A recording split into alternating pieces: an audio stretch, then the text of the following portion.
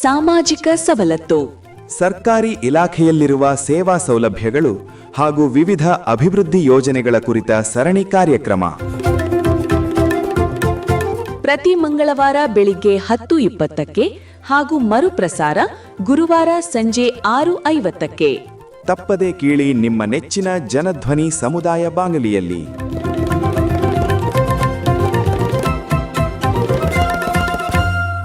ಪ್ರೀತಿಯ ಕೇಳುಗರಿಗೆಲ್ಲ ನಮಸ್ಕಾರ. ನೀವು ಕೇಳ್ತಾ ಇದ್ದೀರಾ ಜನಧ್ವನಿ ರೇಡಿಯೋ. ಇದು 90.8 ಕಂಪನಾಂಕದಲ್ಲಿ ಸರಗೂರಿನಿಂದ ಪ್ರಸಾರವಾಗುತ್ತಿರುವ ಮೈಸೂರಿನ ಮೊಟ್ಟಮೊದಲ ಸಮುದಾಯ ರೇಡಿಯೋ. ನಾನು ನಿಮ್ಮ ರೇಡಿಯೋ ಗೆಳೆಯ ಶ್ರೀಕಾಂತ್ ಸರಗೂರು. ಎಂದಿನಂತೆ ತಮ್ಮೆಲ್ಲರಿಗೂ ಸಾಮಾಜಿಕ ಸವಲತ್ತು ಕಾರ್ಯಕ್ರಮಕ್ಕೆ ಆತ್ಮೀಯವಾದ ಸ್ವಾಗತವನ್ನು ಕೋರುತ್ತಿದ್ದೇನೆ.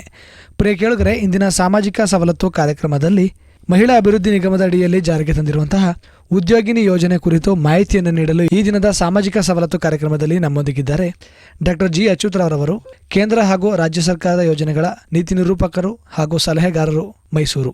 ಬನ್ನಿ ಅವರ ಕಾರ್ಯಕ್ರಮಕ್ಕೆ ಸ್ವಾಗತಿಸಿ ಈ ಉದ್ಯೋಗಿನಿ ಯೋಜನೆಯ ಕುರಿತು, ಈ ಯೋಜನೆ ಮುಖಾಂತರ ಹೇಗೆಲ್ಲ ಮಹಿಳಾ ಅಭಿವೃದ್ಧಿಯನ್ನು ಕಾಣಬಹುದು ಅನ್ನೋದು ಕುರಿತು ಮತ್ತಷ್ಟು ಮಾಹಿತಿಯನ್ನು ತಿಳಿದು ಬರೋಣ.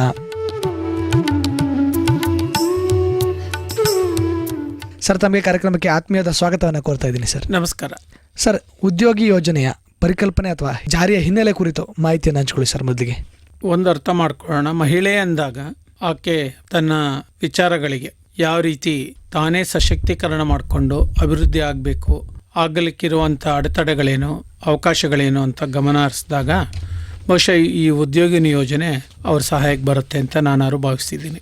ಇದೊಂದು ಮಹಿಳಾ ಕೇಂದ್ರೀಕೃತ ಯೋಜನೆ, ಮಹಿಳೆಯರಿಗೆ ಮಾತ್ರ ಸಹಾಯ ಮಾಡುವಂಥದ್ದು. ಮತ್ತು ಇದನ್ನು ಮಹಿಳಾ ಅಭಿವೃದ್ಧಿ ನಿಗಮ ಕರ್ನಾಟಕ ಸರ್ಕಾರ ಜಾರಿ ಮಾಡಿದೆ.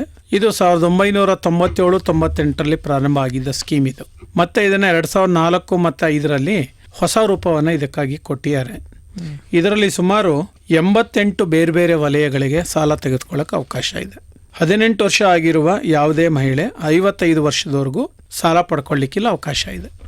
ಆದರೆ ಅವ್ರು ಏನಾದ್ರು ಒಂದು ಉದ್ಯೋಗ ಮಾಡಲೇಬೇಕು, ಕಸುಬು ಮಾಡಲೇಬೇಕು, ದುಡಿಮೆ ಮಾಡಬೇಕು, ಸಾಲ ತೀರಿಸಬೇಕು. ಆ ಸಾಲಕ್ಕೆ ಪೂರಕವಾಗಿ ಸಬ್ಸಿಡಿ ಇರುತ್ತೆ. ಸೊ ಅದನ್ನು ನೀವು ಸಾಲ ಕಟ್ಟದಂಗೆ ಆ ಸಬ್ಸಿಡಿ ಅಮೌಂಟ್ ನಿಮ್ಮ ಖಾತೆಗೆ ಜಮಾ ಆಗ್ತದೆ. ಅದು ನಿಮಗೆ ಲಾಭ. ಸೊ ಹಾಗಾಗಿ ಈ ರೀತಿ ಮಹಿಳೆ ಒಂದು ಉತ್ಪಾದನೆ ಚಟುವಟಿಕೆಯಲ್ಲಿ ತೊಡಕೊಂಡು ತನ್ನ ಸಾಮಾಜಿಕ ಸ್ಥಾನಮಾನ, ಆರ್ಥಿಕ ಸ್ವಾವಲಂಬನೆಯನ್ನು ಪಡೀಲಿಕ್ಕೆ ಸಾಧ್ಯ ಆಗಬೇಕಂತ ಆಶಯದೊಂದಿಗೆ ಈ ಯೋಜನೆ ಬಂದಿರುವಂಥದ್ದು. ಸರ್, ಹಾಗಿದ್ರೆ ಈ ಯೋಜನೆಯ ಪ್ರಮುಖ ಗುರಿ ಉದ್ದೇಶ ಏನು ಸರ್? ಒಂದು, ಮಹಿಳೆಯರಲ್ಲಿ ಉದ್ಯಮಶೀಲತೆ ಬೆಳೆಸಬೇಕು, ಮಹಿಳೆಯರು ಸ್ವಾವಲಂಬಿಗಳಾಗಬೇಕು ಮತ್ತು ಆರ್ಥಿಕವಾಗಿಯೂ ಸ್ವಾವಲಂಬಿಗಳಾಗಬೇಕು. ಬರೀ ಸಾಮಾಜಿಕವಾದರೆ ಆಗೋದಿಲ್ಲ ಅಲ್ವಾ? ಅದಕ್ಕೆ ಪ್ರೋತ್ಸಾಹ ಇದೆ. ಮತ್ತು ಇದರಲ್ಲಿ ಆಕೆ ಏನು ಸಾಲ ಪಡಿತಾಳೆ 20% ಅವಳಿಗೆ ಸಬ್ಸಿಡಿ ಅಮೌಂಟ್ ಸಿಗತ್ತೆ. ಈಗ 3 ಲಕ್ಷ ರೂಪಾಯಿ ಸಾಲ ಇದೆ ಅಂತ ಇಟ್ಕೊಳ್ಳೋಣ. 20% ಆದರೆ ಎಷ್ಟು ಸಿಗತ್ತೆ? 60,000 ರೂಪಾಯಿ ಸಿಗತ್ತೆ. 30% ಆದರೆ 90,000 ರೂಪಾಯಿ ಸಬ್ಸಿಡಿ ಸಿಗತ್ತೆ. ಅತ್ಯಂತ ಕಿರು ಘಟಕಗಳನ್ನೇ ಮಾಡಬೇಕಾಕೆ, ಕಿರು ಉದ್ಯೋಗಗಳನ್ನೇ ಮಾಡಬೇಕು. ಅದು ಸೇವಾ ವಲಯ ಇರ್ಬೋದು, ಉತ್ಪಾದನೆ ಚಟುವಟಿಕೆ ಇರ್ಬೋದು, ಮಾರುಕಟ್ಟೆ ಇರ್ಬೋದು. ಏನಾದ್ರು ತನಗೆ ಎಷ್ಟು ನಿಭಾಯಿಸೋಕ್ಕಾಗತ್ತೆ, ಯಾರ ಮೇಲೂ ಅವಲಂಬನೆ ಆಗದೆ ಎಷ್ಟು ನಿರ್ವಹಿಸೋಕ್ಕಾಗತ್ತೆ, ಆ ಮಟ್ಟದ ಕಿರು ವ್ಯವಹಾರಗಳನ್ನ ಮಾಡಲಿಕ್ಕೆ ಇದರಲ್ಲಿ ಹೇರಳವಾದ ಅವಕಾಶ ಇದೆ. ಇದನ್ನು ಮಾಡ್ತಾ ಮಾಡ್ತಾ ಮಾಡ್ತಾ ಅನುಭವ ಜಾಸ್ತಿ ಆದಂಗೆ, ವ್ಯವಹಾರದ ಕುಶಲತೆ ಜಾಸ್ತಿ ಆದಂಗೆ ಅವರು ದೊಡ್ಡದಕ್ಕೆ ಕೈ ಹಾಕ್ಬೋದು. ಅದಕ್ಕೆ ಬೇರೆ ಸ್ಕೀಮುಗಳಿದೆ. ಸೊ ಇದು ಒಟ್ಟಾರೆಯ ಈ ಕಾರ್ಯಕ್ರಮದ ಆಶಯ. ಸರ್, ಹಾಗಿದ್ರೆ ಈ ಯೋಜನೆ ಮುಖಾಂತರ ಸಾಲ ಸೌಲಭ್ಯ ಪಡ್ಕೊಳ್ಳೋ ನಿಟ್ಟಿನಲ್ಲಿ ವೈಯಕ್ತಿಕವಾಗಿ ಅರ್ಜಿಯನ್ನು ಸಲ್ಲಿಸಬೇಕಾಗುತ್ತೆ ಅಥವಾ ಗುಂಪಿನಲ್ಲೂ ಸಹ ಅರ್ಜಿಯನ್ನು ಸಲ್ಲಿಸಿ ಸಾಲ ಸೌಲಭ್ಯ? ಇದು ವೈಯಕ್ತಿಕ ಸಾಲ, ಇದು ಗುಂಪು ಇಲ್ಲ ಇದಕ್ಕೆ. ಸೊ ವೈಯಕ್ತಿಕವಾಗಿ ತಗೊಳ್ಬೇಕು. ಸಾಧಾರಣವಾಗಿ ಮೊದಲೆಲ್ಲ ಏನು ಮಾಡ್ತಾ ಇದ್ರು, ಈ ಕಾರ್ಯಕ್ರಮನ ಜಿಲ್ಲೆ ಮತ್ತು ತಾಲೂಕಲ್ಲಿರುವ ಮಹಿಳಾ ಮತ್ತು ಮಕ್ಕಳ ಕಲ್ಯಾಣ ಇಲಾಖೆಯ ಅಧಿಕಾರಿಗಳ ಮುಖಾಂತರ ಆಗ್ತಾ ಇತ್ತು.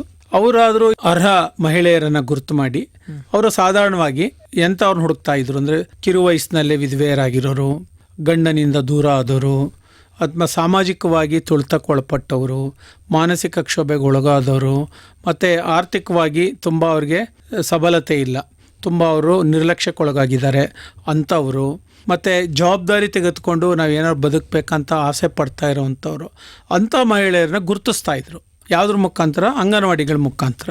ಅಲ್ಲಿ ತಾಯಂದ್ರ ಸಭೆ ಆಗೋದು, ಆಮೇಲೆ ಗ್ರಾಮ ಪಂಚಾಯತಿ ಗ್ರಾಮ ಸಭೆಗಳಲ್ಲಿ ಗುರುತು ಮಾಡ್ತಾಯಿದ್ರು, ಮಹಿಳಾ ಸಂಘಗಳ ಮುಖಾಂತರ ಗುರುತು ಮಾಡ್ತಾಯಿದ್ರು. ಅಂಥ ಮಹಿಳೆಯರಿಗೆ ಬಲ ಕೊಡುವಂಥ ಕಾರ್ಯಕ್ರಮ ಇದೊಂದು ಭರವಸೆ ಮೂಡಿಸೋ ಕಾರ್ಯಕ್ರಮ. ಯಾಕೆ ಅಷ್ಟೊಂದು ದುಃಖ ಪಡ್ತೀಯಾ, ನೋಡಿಲ್ಲೊಂದು ಅವಕಾಶ ಇದೆ, ಈ ಥರ ಮಾಡಿ ಈ ದುಃಖದಿಂದ ಹೊರಗೆ ಬಂದು ನೀ ಬದುಕನ್ನ ರೂಪಿಸ್ಕೋ ಅನ್ನುವ ಒಂದು ನೈತಿಕ ಬೆಂಬಲ ಕೊಡುವ ಕಾರ್ಯಕ್ರಮ ಇದು. ಎಲ್ಲ ಮಹಿಳೆಯರನ್ನು ಕರ್ಕೊಂಡು ಮಾಡೋ ಕಾರ್ಯಕ್ರಮ ಅಲ್ಲ, ಅದಕ್ಕೆ ಬೇರೆ ಸ್ಕೀಮುಗಳಿದೆ, ಅದರಲ್ಲಿ ಅವ್ರು ತೆಗೆದುಕೋಬಹುದು.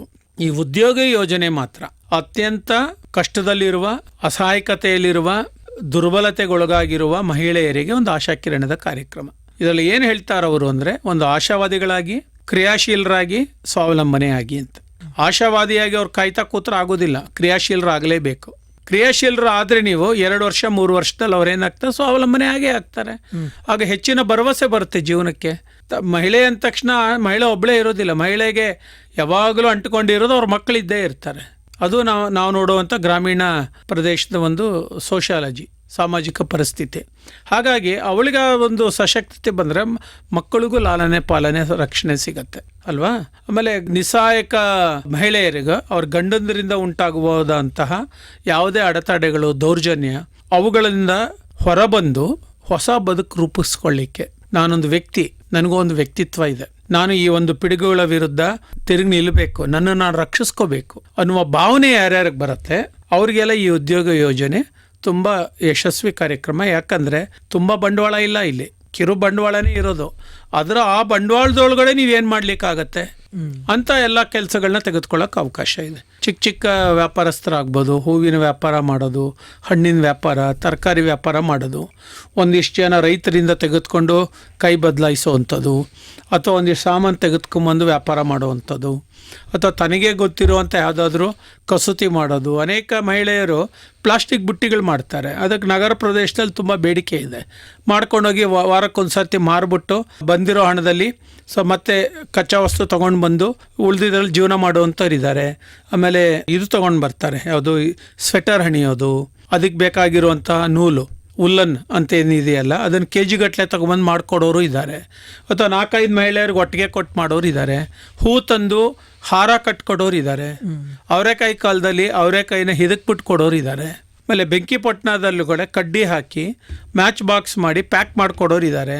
ಇದೆಲ್ಲದಕ್ಕೂ ಅವ್ರು ಏನು ಹೇಳ್ತಾರೆ, ಒಂದು ಇಡಿಗಂಟಿಡು, ಮೂಲ ಬಂಡವಾಳ ಭದ್ರತೆಗಿಡು, ಸೊ ನೀನು ಮಾಡ್ಬಿಟ್ಟು ಕೊಡು, ನಿಂದೇನು ಕೆಲಸ ಆಗಿದೆ ನೋಡಿ ಕಮಿಷನ್ ಕೊಡ್ತೀವಿ ಅನ್ನೋ ಅನೇಕ ಉದ್ಯೋಗಗಳು ಇವತ್ತು ಇದೆ. ಸೊ ಅವುಗಳಿಗೆ ಮಹಿಳೆಯರನ್ನ ಮಾನಸಿಕವಾಗಿ, ದೈಹಿಕವಾಗಿ ಸಿದ್ಧ ಮಾಡಲಿಕ್ಕೆ ಈ ಉದ್ಯೋಗ ಯೋಜನೆ ತುಂಬ ಸಹಾಯಕಾರಿಯಾಗಿದೆ. ಇದಕ್ಕೆ ಯಾರ ಮೇಲೂ ಇವൾക്ക് ಅವಲಂಬನೆ ಆಗೋದು ಬೇಕಾಗಿಲ್ಲ. ಇದಕ್ಕೆ ಯಾವುದೇ ಕೊಲ್ಯಾಟ್ರಲ್ ಇಲ್ಲ, ಸೆಕ್ಯೂರಿಟಿ ಇಲ್ಲ, ಏನಿಲ್ಲ. ನಾನು ಚೆನ್ನಾಗಿ ಬದುಕಬೇಕು ಅನ್ನೋ ಅತಿಯಾದ ಭಾವನೆ, ಪ್ರಾಮಾಣಿಕ ನಡವಳಿಕೆಗಳು, ಆಕೆ ಅನಿಸಿಕೆಗಳು, ಆಮೇಲೆ ಆಕೆಯ ಜೀವನದ ಅತ್ಯಂತ ದುರ್ಬಲತೆ ಅಂಶಗಳೇ ಸಾಕು ಇದಕ್ಕೆ ಅರ್ಹತೆ ಬರ್ತದೆ. ಪಡ್ಕೊಂಡು ಸಹಾಯವನ್ನು ಪಡ್ಕೊಂಡು ಬದುಕು ರೂಪಿಸ್ಕೊಂಡು ಸ್ವಾವಲಂಬನೆಯಿಂದ ಅವ್ರ ಜೀವನ ಮಾಡಲಿಕ್ಕೆ ಸಾಧ್ಯ ಆಗ್ತದೆ. ಸರ್, ಹಾಗಿದ್ರೆ ಈ ಉದ್ಯೋಗಿನ ಮುಖಾಂತರ ಮಹಿಳೆ ಒಂದು ಸಣ್ಣ ಘಟಕವನ್ನು ಅಥವಾ ಸಣ್ಣ ಉದ್ಯಮವನ್ನು ನಾನು ಮಾಡ್ತೀನಿ ಅಂತ ಹೊರಟಂಥ ಸಂದರ್ಭದಲ್ಲಿ ಎಲ್ಲಿ ಈ ಯೋಜನೆ ಅಡಿಯಲ್ಲಿ ಅರ್ಜಿಯನ್ನು ಸಲ್ಲಿಸಬೇಕಾಗುತ್ತೆ ಸರ್? ಅಗತ್ಯ ದಾಖಲಾತಿಗಳೆಲ್ಲ ಏನೇನು ಬೇಕಾಗುತ್ತೆ? ಅಗತ್ಯ ದಾಖಲಾತಿಗಳು ಇದರಲ್ಲೂ ಒಂದು ಆಕೆಯ ವೈಯಕ್ತಿಕ ದಾಖಲಾತಿಗಳು ಏನೇನಿದೆ, ಆಧಾರು, ಬ್ಯಾಂಕ್ ಡೀಟೇಲ್ಸು, ಇತ್ತೀಚಿನ photo, ration card, election ID card ಇಂಥವಿದ್ರೆ ಸಾಕು. ಬಟ್ ಅವಳು ಊರಿನಲ್ಲೇ ವಾಸ ಮಾಡ್ತಾ ಇದ್ದಾಳೆ ಅನ್ನೋಕ್ಕೊಂದು ದೃಢೀಕರಣ ಪತ್ರ, ಅದು ಪಂಚಾಯತಿಯಲ್ಲಿ ಕೇಳಿದ್ರೆ ಕೊಡ್ತಾರೆ. ಆಯಿತಾ? ಆಯ್ಕೆ ಪ್ರಕ್ರಿಯೆನಲ್ಲೂ ಅಷ್ಟೇ. ಆಕೆ ನಂಗೆ ಈ ಥರ ಬೇಕು ಅಂತ ಪಂಚಾಯತಿಗೆ ಅರ್ಜಿ ಕೊಟ್ಟರೆ ಅದನ್ನು ಸಭೆಯಲ್ಲಿಟ್ಟು ಅಪ್ರೂವ್ ಮಾಡೋದನ್ನ ಮಹಿಳಾ ಮತ್ತು ಮಕ್ಕಳ ಕಲ್ಯಾಣ ಇಲಾಖೆ ಕಳಿಸ್ಕೊಡ್ತಾರೆ. ಪ್ರತಿ ತಾಲೂಕಿಗೆ ಒಬ್ಬರು ಮಹಿಳಾ ಅಭಿವೃದ್ಧಿ ನಿಗಮನದ ಒಬ್ಬರು ಅಧಿಕಾರಿಗಳಿರ್ತಾರೆ. ಅವ್ರು ಬಂದು ಏನು ಮಾಡ್ತಾರೆ, ಆ ಅರ್ಜಿನ ತೆಗೆದುಕೊಂಡು ಬನ್ನಿ ಅಂತ ಕರೆಸ್ಕೊಂಡು ಹೋಗಿ ಮಾತಾಡಿ ಮನೆ ಭೇಟಿ ಮಾಡ್ಬೋದು, ಸಂದರ್ಶನ ಮಾಡ್ಬೋದು. ಇದು ಅಪ್ಲಿಕೇಶನ್ ಸೂಟಬಲ್ ಇದೆ ಅಂತ ಆಯಿತು ಅಂದರೆ ಅವರು ಅದನ್ನು ಶಿಫಾರಸು ಮಾಡ್ತಾರೆ. ಮೊದಲನೇ ಶಿಫಾರಸು ಪಂಚಾಯತ್ ಹಂತದಲ್ಲೇ ಆಗುತ್ತೆ, ಎರಡನೇ ಶಿಫಾರಸು ಅಧಿಕಾರಿ ಹಂತದಲ್ಲಿ ಆಗುತ್ತೆ. ಅದನ್ನು ಸ್ಕ್ರೂಟ್ನಿ ಮಾಡ್ಬಿಟ್ಟು ಜಿಲ್ಲೆಗೆ ಕಳಿಸ್ತಾರೆ. ಇಡೀ ಜಿಲ್ಲೆಯಲ್ಲಿ ಇರುವ ಒಟ್ಟಾರೆದ ಅರ್ಹ ಫಲಾನುಭವಿಗಳನ್ನೆಲ್ಲ ದಾಖಲೆ ಮಾಡಿ ವುಮನ್ ಡೆವಲಪ್ಮೆಂಟ್ ಕಾರ್ಪೊರೇಷನ್ಗೆ ಕಳಿಸ್ತಾರೆ. ಅಲ್ಲಿಂದ ಅದು ಅಪ್ರೂವ್ ಆಗಿ ಬರುತ್ತೆ. ಸೊ ಅದರಲ್ಲಿ ಆಕೆಗೆ ಏನು ಬರ್ತದೆ, 20-30% ಆಕೆ ಲೋನಿನ ಇದು ಸಬ್ಸಿಡಿ ಇದೆ, ರಿಯಾಯಿತಿ ಸಿಗ್ತದೆ. ಸೊ ಅದ್ರ ಮೇಲೆ ಅವ್ರು ಬದುಕು ಕಟ್ಕೋಬೋದು. ಅದು ಅಷ್ಟೇ, ಮಹಿಳೆಯ ದುರ್ಬಲತೆ ನೋಡಿಕೊಂಡು 30% ಡಿಸೈಡ್ ಮಾಡ್ತಾರೆ, ಇಲ್ಲ 20% ಇರುತ್ತೆ. ಆಕೆ ತೀವ್ರ ಕಷ್ಟ ಇದೆ, ತುಂಬ ತೊಂದರೆ ಇದೆ, ಆಕೆ ನಿರ್ಗತಿಗಳಾಗೋಗ್ತಾಳೆ, ಜೀವನನೇ ಮಾಡೋಕ್ಕಾಗಲ್ಲ ಅಂಥ ಒಂದು ಸಾಮಾಜಿಕ ಹಿನ್ನೆಲೆ ಇದೆ ಅಂತ ಗೊತ್ತಾಯಿತು ಅಂತ ಹೇಳಿದ್ರೆ ಅವ್ರಿಗೆ 30%ವರ್ಗೂ ಕೊಡ್ತಾರೆ. ಮತ್ತು ಅತ್ಯಂತ ದುರ್ಬಲ ವರ್ಗಗಳೇನಿದೆ, ಗ್ರಾಮಗಳಲ್ಲಿ ಪಾಪ ಇನ್ನೇನು ಬೇರೆ ಮಾಡೋಕ್ಕಾಗಲ್ಲ, ಕೂಲಿ ಬಿಟ್ಟರೆ ಇನ್ನೇನು ಮಾಡೋಕ್ಕಾಗಲ್ಲ. ಕೃಷಿ ಕೂಲಿಗೆಲ್ಲ ವರ್ಷದಲ್ಲ 100-125 ದಿನ 150 ದಿನ ಸಿಗ್ಬೋದು ಅಷ್ಟೇ. ಇನ್ನು 200 ದಿನ ಏನೂ ಮಾಡಲಿಕ್ಕೆ ಇಲ್ಲವೇ ಇಲ್ಲ. ಅಂಥ ಮಹಿಳೆಯರು ಇದನ್ನು ಖಂಡಿತ ತೆಗೆದುಕೋಬೋದು, ಬುಡಕಟ್ಟು ಜನರು ತಗೊಳ್ಬೋದು. ಸೊ ಒಂದು ಗ್ರಾಮಕ್ಕೆ ಹೋದಾಗ ಯಾರೆಲ್ಲ ದುರ್ಬಲ ವರ್ಗದ ಮಹಿಳೆಯರು ಸಿಗ್ತಾರೆ ಅವರೆಲ್ಲ ಈ ಕಾರ್ಯಕ್ರಮಕ್ಕೆ ಬರ್ತಾರೆ. ಹಂಗಾರೆ ಮೇಲ್ವರ್ಗದವ್ರು ಬರ್ಬೋದಲ್ಲ, ಖಂಡಿತ ಅವರೂ ಬರ್ಬೋದು. ಆದರೆ ಆ ಮಹಿಳೆ ಆ ಥರ ತೊಂದರೆಯಲ್ಲಿರಬೇಕು, ಅಸಹಾಯಕತೆಯಲ್ಲಿರಬೇಕು, ಆಕೆಗೆ ಇನ್ನೇನು ಬೇರೆ ಮಾರ್ಗ ಇಲ್ಲ ಜೀವನ ಮಾಡೋಕ್ಕೆ ಅನ್ನೋ ಮಹಿಳೆಯರಿದ್ರೆ ಅವರು ತಗೋಬೋದು. ದುರ್ಬಲತೆ ಬಂದಾಗ ಎಲ್ಲ ಮಹಿಳೆಯರು ಒಂದೇನೆ, ಅದರಲ್ಲಿ ತಳ ಸಮುದಾಯದ ಮಹಿಳೆಯರಿಗೆ ಆದ್ಯತೆ ಜಾಸ್ತಿ. ಸೊ ಬುಡಕಟ್ಟು ಮಹಿಳೆಯರಿಗೆ ಆದ್ಯತೆ ಜಾಸ್ತಿ. ಆದರೆ ಅದೇನಾದರೂ ಒಂದು ವ್ಯವಹಾರ ಮಾಡಲೇಬೇಕು, ಉತ್ಪಾದಕ ಚಟುವಟಿಕೆಯಲ್ಲಿ ತೊಡಕೊಳ್ಳೇಬೇಕು. ಅವ್ರಿಗೆ ಏನಾಗುತ್ತೆ ಅದು ಮಾಡಲಿ.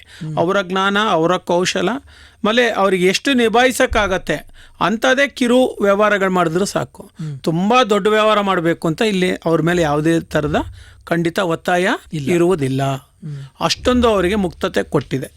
ಆಕೆಗೆ ಒಂದು ಸರ್ತಿ ಭರವಸೆ ಬಂದಾದಮೇಲೆ ನಾನು ಮಾಡಬಲ್ಲೆ, ಐ ಕ್ಯಾನ್ ಡೂ ಇಟ್ ಅನ್ನೋ ಫೀಲಿಂಗ್ ಬಂದಮೇಲೆ ಅವರು ಖಂಡಿತವಾಗಿ ಏನು ಮಾಡ್ಬೋದು, ಬೇರೆ ವ್ಯವಹಾರಗಳ ಕಡೆ ಯೋಚನೆ ಮಾಡ್ಬೋದು, ಹೆಚ್ಚಿನ ಮಾಹಿತಿ ಪಡ್ಕೋಬೋದು, ತರಬೇತಿ ತೊಗೊಳ್ಬೋದು, EDP ಟ್ರೈನಿಂಗ್ಸ್ ಅಟೆಂಡ್ ಮಾಡಿ ಇನ್ನು ಮುಂದುವರೆದ ಹೆಚ್ಚುವರಿ ಸಾಲಗಳನ್ನ ತೆಗೆದುಕೊಂಡು ಬ್ಯಾಂಕ್ ಒಡನೆ ಸಂಪರ್ಕ ಇಟ್ಕೊಂಡು ಬ್ಯಾಂಕ್ ಒಡನೆ ಅವರ ವ್ಯವಹಾರಗಳು ಜೋಡಣೆ ಮಾಡಿಕೊಂಡು ಇನ್ನೂ ಉನ್ನತ ಮಟ್ಟಕ್ಕೆ ಹೋಗೋದನ್ನು ನೋಡ್ಬೋದು. ಯಾಕಂದರೆ ಬಂಡವಾಳ ಪಡ್ಕೊಳ್ದೇನೆ, ಬಂಡವಾಳ ಹಾಕದೇನೆ ಯಾವುದೇ ಆರ್ಥಿಕ ಚಟುವಟಿಕೆ ಮಾಡೋಕ್ಕಾಗಲ್ಲ.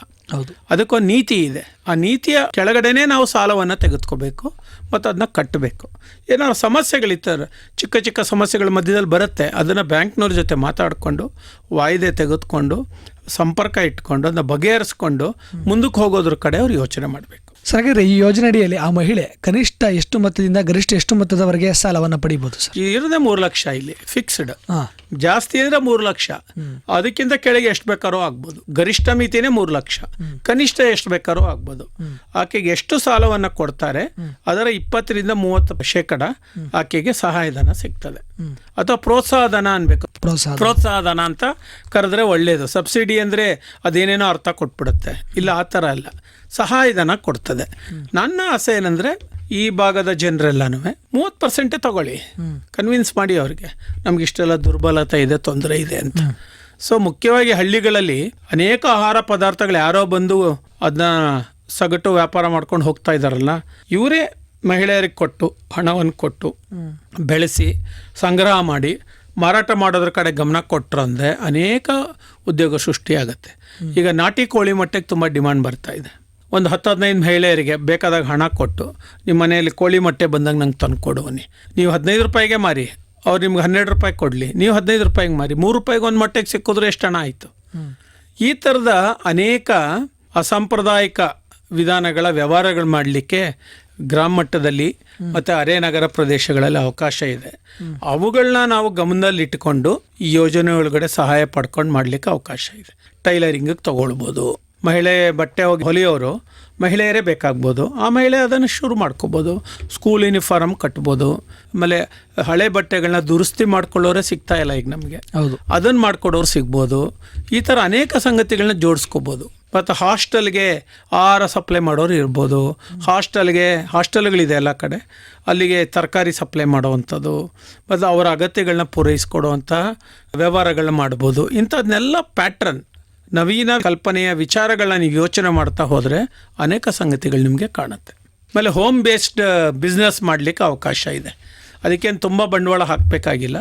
ಸೊ ಗುಣಮಟ್ಟ ಪದಾರ್ಥಗಳನ್ನ ಗ್ರಾಮದಲ್ಲಿ ತರಿಸ್ಕೊಟ್ಟು ಅಥವಾ ವಾಸಸ್ಥಳದಲ್ಲಿ ತರಿಸ್ಕೊಂಡು ಮನೆಯಿಂದಲೇ ವ್ಯಾಪಾರ ಮಾಡುವಂಥ ಅನೇಕ ಉದ್ಯೋಗ ಸೃಷ್ಟಿಗಳಿಗೆ ಆಗ್ತಾ ಇದೆ.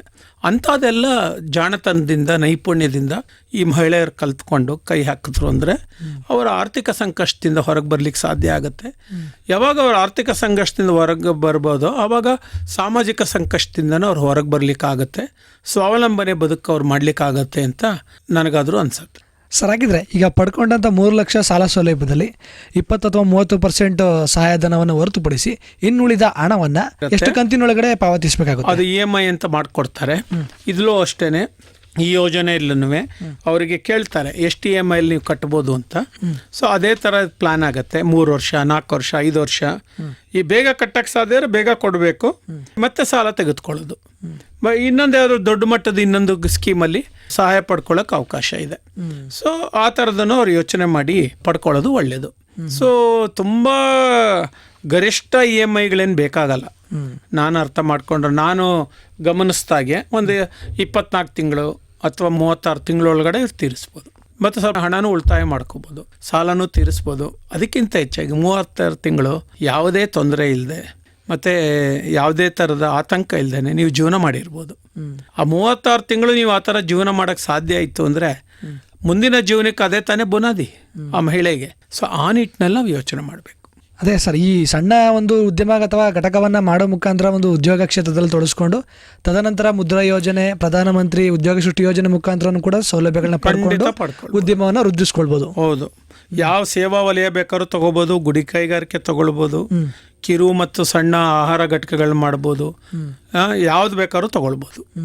ಸರ್, ಹಾಗಿದ್ರೆ ತಮ್ಮ ಮಾತುಗಳನ್ನು ಕೇಳ್ತಾ ಇರುವಂತಹ ನಮ್ಮ ಸಮುದಾಯದ ಮಹಿಳೆಯರಿಗಾಗಿರ್ಬೋದು ಅಥವಾ ಈ ಯೋಜನೆಗೆ ಒಳಪಡುವಂಥ ಅರ್ಹ ಫಲಾನುಭವಿ ಮಹಿಳೆಗಳು ಅಂತ ಏನು ಕಂಡು ಬರ್ತಾರೆ, ಅವರ ಒಂದು ಆಸಕ್ತಿಯನ್ನು ಹೊಂದಿದ್ದು ಈ ರೀತಿಯ ಒಂದು ಯೋಜನೆಯ ಮುಖಾಂತರ ಒಂದು ಸೌಲಭ್ಯ ಪಡ್ಕೊಂಡು ತಮ್ಮದೇ ಆದಂಥ ಒಂದು ಸಣ್ಣ ಉದ್ಯಮ ಅಥವಾ ವ್ಯಾಪಾರವನ್ನು ಮಾಡಿ ನಾನು ಒಂದು ಸ್ವಾವಲಂಬಿ ಜೀವನವನ್ನು ನಡೆಸಿ ಮಹಿಳಾ ಸಬಲೀಕರಣವನ್ನು ಹೊಂದಬೇಕು ಅಂತ ಅಂದ್ಕೊಂಡಿರೋ ಮಹಿಳೆಯರಿಗೆ ಈ ಯೋಜನೆ ಒಂದು ಸಫಲತೆಯನ್ನು ಕಾಣೋ ನಿಟ್ಟಿನಲ್ಲಿ ಅಂಥ ಮಹಿಳೆಯರಿಗೆ ಏನೋ ಸಲಹೆ ಕೊಡೋಕ್ಕೆ ಇಷ್ಟಪಡ್ತೀರಾ? ನಾನು ಹೇಳಿದೆ, ಧೈರ್ಯ ಮಾಡಿ, ಹೆದರ್ಕೋಬೇಡಿ. ಆಮೇಲೆ ಯಾರು ಈ ಥರ ಮಹಿಳೆಯರು ಸಾಲ ತಗೊಳಕ್ಕೆ ಮುಂದೆ ಬರ್ತೀರಾ, ಸಹಾಯ ಧನ ತಗೊಳಕ್ಕೆ ಮುಂದೆ ಬರ್ತೀರಾ, ನೀವೆಲ್ಲ ಒಗ್ಗಟ್ಟಾಗಿ ಪರಸ್ಪರ ಮಾಹಿತಿಗಳನ್ನ ಹಂಚ್ಕೊಳ್ಳಿ. ಆಮೇಲೆ ಬೆಂಬಲ ಸಹಕಾರ ಮಾಡ್ಕೊಳ್ಳಿ. ಮಹಿಳೆಗೆ ಬೇಕಾಗಿರೋದು ಆ ಥರದ ಬೆಂಬಲ ಸಹಕಾರ, ಒಂದು ಭದ್ರತೆಯ ಭಾವನೆ, ಆ ವಿಶ್ವಾಸ ಮಟ್ಟ ಅದೇ ಜಾಸ್ತಿ ಆಗುತ್ತೆ.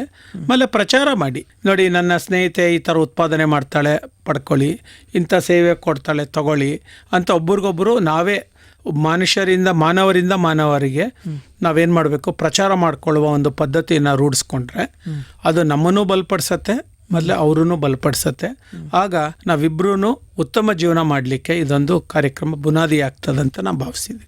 ಬಹಳ ಸಂತೋಷ ಸರ್. ಇಷ್ಟೊತ್ತು ಸಾಮಾಜಿಕ ಸವಲತ್ತು ಕಾರ್ಯಕ್ರಮದಲ್ಲಿ ಮಹಿಳಾ ಅಭಿವೃದ್ಧಿ ನಿಗಮದಿಂದ ಒಂದು ಮಹಿಳಾ ಸಬಲೀಕರಣವನ್ನು ಮಾಡೋ ನಿಟ್ಟಿನಲ್ಲಿ ಜಾರಿಗೆ ತಂದಿರುವಂಥ ಉದ್ಯೋಗಿ ಯೋಜನೆಯ ಕುರಿತಾಗಿರ್ಬೋದು, ಆ ಯೋಜನೆಯ ಗುರಿ ಉದ್ದೇಶಗಳಾಗಿರ್ಬೋದು, ಹಾಗೆಯೇ ಆ ಯೋಜನೆಯ ಮುಖಾಂತರ ಒಬ್ಬ ಮಹಿಳೆ ಏನೆಲ್ಲ ಸೇವಾ ಸೌಲಭ್ಯಗಳನ್ನು ಪಡ್ಕೋಬೋದು ಅನ್ನೋದು ಕುರಿತು ಭಾಳಷ್ಟು ಮಾಹಿತಿಯನ್ನು ಹಂಚ್ಕೊಳ್ತಾ ಬಂದ್ರಿ ಸರ್. ಇದರಲ್ಲೂ ಅಷ್ಟೇನೆ, ಈ ಯೋಜನೆ ಅಡಿಯಲ್ಲಿ KYC ಸರಿ ಇರಬೇಕು. ಖಂಡಿತ. ಬ್ಯಾಂಕ್ನಲ್ಲಿ ಆಕೆಯ ಖಾತೆ ಚಾಲ್ತಿಯಲ್ಲಿರಬೇಕು. ಅದಕ್ಕೆ ಆಗಾಗ ಏನು ಬ್ಯಾಂಕ್ನವ್ರು ಕೇಳ್ತಾರೆ ಮಾಹಿತಿಗಳನ್ನ ಕೊಟ್ಬಿಟ್ಟು ಖಾತೆ ಚಾಲನೆಯಲ್ಲಿ ಇರೋಂಗೆ ನೋಡ್ಕೋಬೇಕು. ಫೋನ್ ನಂಬರು ಸೀಡ್ ಆಗಿರಬೇಕು, ಆಧಾರ್ ನಂಬರು ಅದಕ್ಕೆ ಸೀಡ್ ಆಗಿರಬೇಕು. ಈ ಮೇಲೆ ಬ್ಯಾಂಕ್ನಲ್ಲಿ ಏನಾದ್ರು ಸಾಲ ಮಗ್ದೊಂದು ಏನಾರು ವ್ಯವಹಾರ ಮಾಡಿದರೆ ಅದನ್ನಾಕೆ ತೀರಿಸ್ಕೊಳ್ಳೋದು. ಸಾಧಾರಣವಾಗಿ ಮಹಿಳೆಯರಲ್ಲಿ ಏನಾಗುತ್ತೆ, ತಗೊಂಡು ಗಂಡಂದ್ರು ಕೊಟ್ಬಿಟ್ಟಿರ್ತಾರೆ, ಅವರು ಕೊಟ್ಟಿರೋದೆಲ್ಲ ಕಟ್ಟೋದಿಕ್ಕೆ, ಅಲ್ಲೇ ಆಕೆಗೆ ಅದು ದುರ್ಬಲತೆ ಆಗಿರುತ್ತೆ. ಅಂಥವುಗಳೆಲ್ಲ ಇದ್ರೆ ಕಾಲಮಿತಿ ಒಳಗಡೆ ಸರಿಪಡಿಸ್ಕೊಂಡು ಆಮೇಲೆ ನೀವು ಕಾರ್ಯಕ್ರಮಕ್ಕೆ ಕೈ ಹಾಕಿ. ಆಗೇನಾಗತ್ತೆ, ಬ್ಯಾಂಕ್ನವರು ಮುಂದೆ ಬರ್ತಾರೆ, ಆಗ ಇವರು ಮುಂದೆ ಬರ್ತಾರೆ, ಯಾರು ಮಹಿಳಾ ಅಭಿವೃದ್ಧಿ ನಿಗಮದವರು ಮುಂದೆ ಬರ್ತಾರೆ. ಅವ್ರು ಮತ್ತೆ ರಿಲೀಸ್ ಮಾಡೋದು ಅದು ಬ್ಯಾಂಕ್ಗೆ ಹೋಗ್ಬೇಕು. ಖಂಡಿತ ಅಲ್ವಾ? ಬ್ಯಾಂಕ್ ಮುಖಾಂತರನೇ ಅದು ವ್ಯವಹಾರ ಆಗೋದ್ರಿಂದ ಬ್ಯಾಂಕ್ನಲ್ಲಿ ನಿಮ್ಮ ವಿಶ್ವಾಸಾರ್ಹತೆ, ಪಾರದರ್ಶಕತೆ ಮತ್ತೆ ನಿಮ್ಮ ಬಾಂಧವ್ಯ ಗರಿಷ್ಠ ಮಟ್ಟದಲ್ಲಿ ಇಟ್ಕೊಳ್ಳೋದು ತುಂಬಾ ಮುಖ್ಯ ಅಂತ ಒಂದು ಸಲಹೆ ಕೊಡೋಕೆ ಇಷ್ಟಪಡ್ತೀನಿ. ಅಂದರೆ ಪಡ್ಕೊಂಡಂಥ ಸೌಲಭ್ಯಕ್ಕೆ ತಕ್ಕಂತೆ ಅವರ ಕರ್ತವ್ಯಗಳನ್ನು ಸರಿಯಾಗಿ ನಿರ್ವಹಿಸ್ತು ಅಂದರೆ ಅದು ಇನ್ನೂ ಹೆಚ್ಚಿನ ಅವಕಾಶಗಳನ್ನು ಸೃಷ್ಟಿಸ್ಕೊಡುತ್ತೆ. ಅದೇ ಸೃಷ್ಟಿ ಕೊಡುತ್ತೆ. ಖಂಡಿತ. ಪಾಲಿಸಿದರೆ ಪಾಲು ಅಂತ. ಅವ್ರು ಎಷ್ಟು ಈ ನಿಯಮಗಳು ಪಾಲಿಸ್ತಾರೆ ಅಷ್ಟು ಅವಕಾಶಗಳು ಜಾಸ್ತಿ ಆಗ್ತಾ ಹೋಗುತ್ತೆ. ಇವರು ಪಾಲಿಸೋದ್ರಲ್ಲಿ ಎಡವಟ್ಟಾದ್ರು ಅಂದರೆ, ವಾಗ್ದಾನಕ್ಕೆ ಅವರು ತಪ್ಪಾಗಿ ನಡ್ಕೊಂಡ್ರು ಅಂದರೆ ಅವಕಾಶಗಳು ಸಂಕುಚಿತ ಆಗ್ತಾ ಹೋಗುತ್ತೆ. ಇದು ನಮ್ಮ ಬುದ್ಧಿವಂತ ಜಾಗೃತ ಮಹಿಳೆಯರು ಅರ್ಥ ಮಾಡಿಕೊಂಡು ಒಂದು 3-4 ವರ್ಷದಲ್ಲಿ ಕೊರಕೊಂಡು ಕೂತ್ಕೊಳ್ಳೋದಕ್ಕಿಂತ, ದುಃಖ ಪಟ್ಕೊಂಡು ಕೂತ್ಕೊಳ್ಳೋದಕ್ಕಿಂತ ಒಂದು ಮರು ಪ್ರಯತ್ನ ಮಾಡೋದ್ರಲ್ಲಿ ತಪ್ಪೇನಿಲ್ಲ ಅಂತ ನಂಗೆ ಅನ್ಸುತ್ತೆ. ಒಟ್ಟಾರೆಯಾಗಿ ಈ ಉದ್ಯೋಗಿನಿ ಯೋಜನೆ ಕುರಿತು ಅದರ ಸಂಪೂರ್ಣ ಮಾಹಿತಿಯನ್ನು ಕುರಿತು ನಮ್ಮ ಸಮುದಾಯದ ಮಹಿಳೆಯರಲ್ಲಿ ಒಂದಷ್ಟು ಅರಿವು ಹಾಗೂ ಮಾಹಿತಿಯನ್ನು ಕೊಟ್ಟಿದ್ದಕ್ಕೆ ಸರ್ ತಮಗೆ ತುಂಬ ಹೃದಯದ ಧನ್ಯವಾದಗಳು ಸರ್. ನಮಸ್ಕಾರ.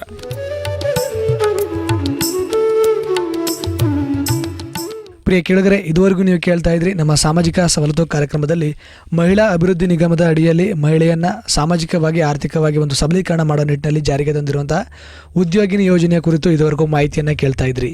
ಈ ಯೋಜನೆ ಕುರಿತು ಇದುವರೆಗೂ ಮಾಹಿತಿಯನ್ನು ಹಂಚಿಕೊಂಡಂತವರು ಕೇಂದ್ರ ಹಾಗೂ ರಾಜ್ಯ ಸರ್ಕಾರದ ಯೋಜನೆಗಳ ನೀತಿ ನಿರೂಪಕ ಸಲಹೆಗಾರರು ಹಾಗೂ ಸಂಶೋಧಕರು ಆದಂತಹ ಮೈಸೂರಿನ ಡಾಕ್ಟರ್ ಜಿ ಅಚ್ಯುತ್ರವರವರು. ಇದಾಗಿತ್ತು ಇವತ್ತಿನ ನಮ್ಮ ಸಾಮಾಜಿಕ ಸವಲತ್ತು ಕಾರ್ಯಕ್ರಮ. ಮತ್ತೆ ಮತ್ತೊಂದು ಸಾಮಾಜಿಕ ಸವಲತ್ತು ಕಾರ್ಯಕ್ರಮದಲ್ಲಿ ಮತ್ತೊಂದು ಯೋಜನೆಯ ಕುರಿತು ಸಮಗ್ರ ಮಾಹಿತಿಯೊಂದಿಗೆ ತಮ್ಮನ್ನ ಮತ್ತೆ ಭೇಟಿಯಾಗ್ತೀನಿ. ಅಲ್ಲಿಯವರೆಗೂ ಕೇಳ್ತಾ ಇರಿ ಜನಧ್ವನಿ.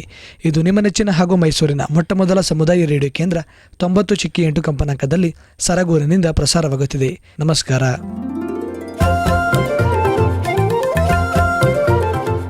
ಸಾಮಾಜಿಕ ಸವಲತ್ತು.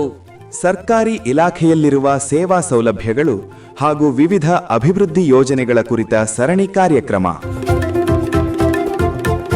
ಪ್ರತಿ ಮಂಗಳವಾರ ಬೆಳಿಗ್ಗೆ 10:20ಕ್ಕೆ ಹಾಗೂ ಮರುಪ್ರಸಾರ ಗುರುವಾರ ಸಂಜೆ 6:50ಕ್ಕೆ. ತಪ್ಪದೇ ಕೇಳಿ ನಿಮ್ಮ ನೆಚ್ಚಿನ ಜನಧ್ವನಿ ಸಮುದಾಯ ಬಾನುಲಿಯಲ್ಲಿ.